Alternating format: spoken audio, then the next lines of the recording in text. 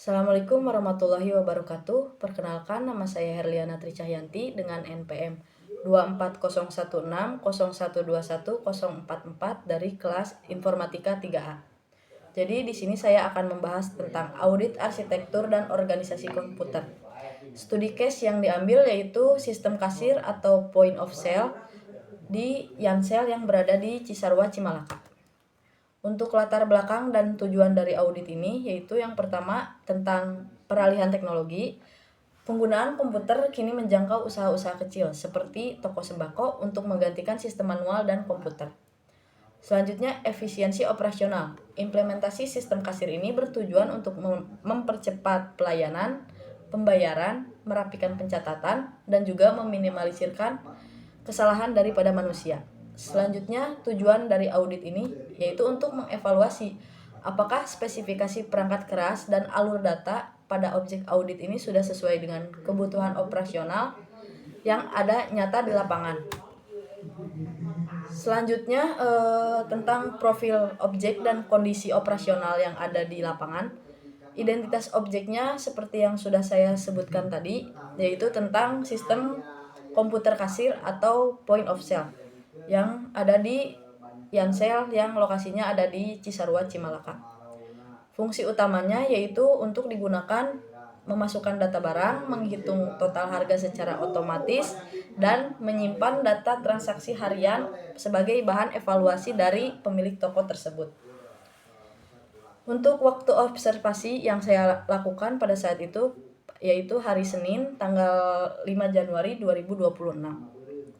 Dengan kondisi lingkungan yang saya lihat yaitu perangkat dari komputer kasir ini berada di area terbuka dengan ventilasi alami tanpa pendingin udara ataupun AC. Untuk selanjutnya yaitu tentang spesifikasi teknis arsitektur. Untuk unit pemrosesan atau CPU di sini menggunakan Intel Core i3 dengan 2100 dengan kecepatan 3.10 GHz menggunakan 2 cores 4 threads.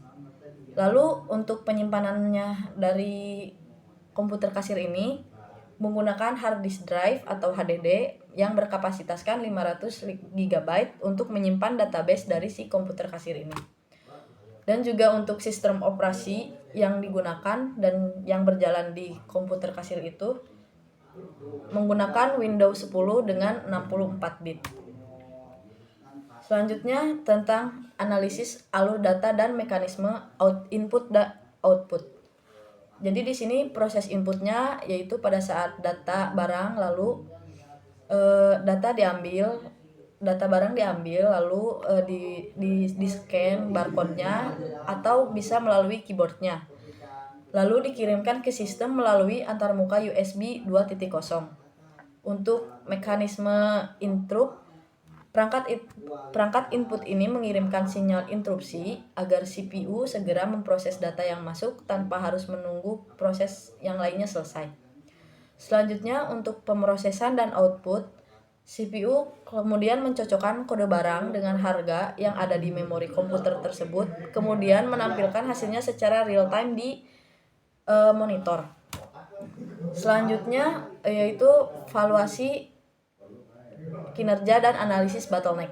Jadi di sini tentang analisis beban kerja dikarenakan hanya digunakan untuk aplikasi kasir yang ringan, penggunaan CPU dan RAM tidak menunjukkan tanda-tanda beban berlebih atau bottleneck. Selanjutnya untuk stabilitas dari wawancara yang sudah saya laksanakan, di situ tidak ditemukan adanya hang atau tiba-tiba aplikasinya tertutup ataupun ada telat merespon di saat jam-jam operasionalnya.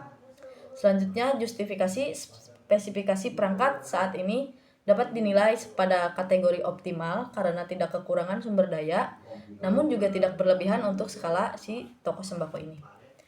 Jadi untuk kesimpulan dan rekomendasi teknisnya, di sini untuk kesimpulannya, sistem kasir yang berada di Yansel ini sudah memenuhi fungsinya dan mendukung operasional harian menjadi lebih teratur dan efisien dibandingkan sistem yang manual. Dan untuk saran jangka pendeknya di sini bisa melakukan pembersihan debu fisik secara berkala pada CPU untuk menjaga suhu perangkat agar tidak cepat panas. Dan untuk saran jangka panjangnya di sini sangat disarankan untuk mengupgrade dari HDD ke SSD karena untuk mempercepat si respon sistem serta menambahkan UPS untuk melindungi data dari pemadaman listrik yang mendadak. Dikarenakan kalau eh, saat mati listrik dipastikan komputernya akan mati karena tidak menggunakan power supply. Mungkin sekian yang bisa saya sampaikan, kurang lebihnya mohon maaf. Wassalamualaikum warahmatullahi wabarakatuh.